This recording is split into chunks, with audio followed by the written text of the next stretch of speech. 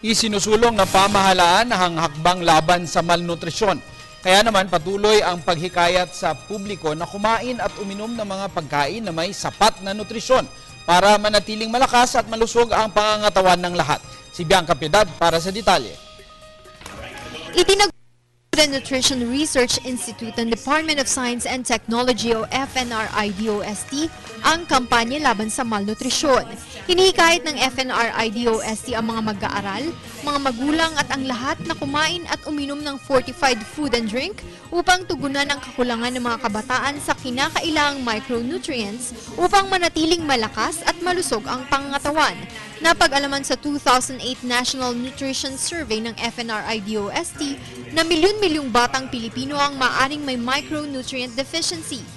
Kami yung nag-aral para matingnan ang problema ng bansa tungkol kung ilan ang mga may deficiency like micronutrient deficiency, yung mga underweight.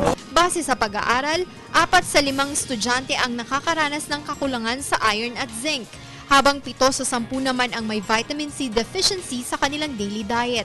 Kung mapapabayaan, posibleng mauwi ito sa anemia, stunted growth at paghina ng immune system.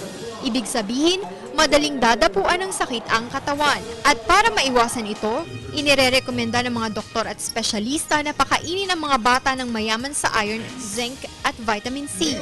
At painumin ng gatas na fortified o mayaman sa vitamins araw-araw. Some of the solutions that we are doing right now is the research on some product development.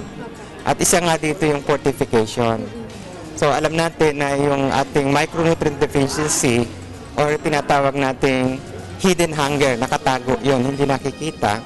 Napatunayang mabisa itong panlaban sa mga nabanggit na sakit. Dahil ayon sa mga doktor at espesyalista sa kalusugan, nagsisimula ang tamang nutrisyon at malusog na katawan sa tahanan. At kinakailangan na ating bansa ang malakas na mamayan upang itaguyod ang kaunlaran at kalusugang pangkalahatan. Para sa Telebisyon ng Bayan, Bianca Piedad.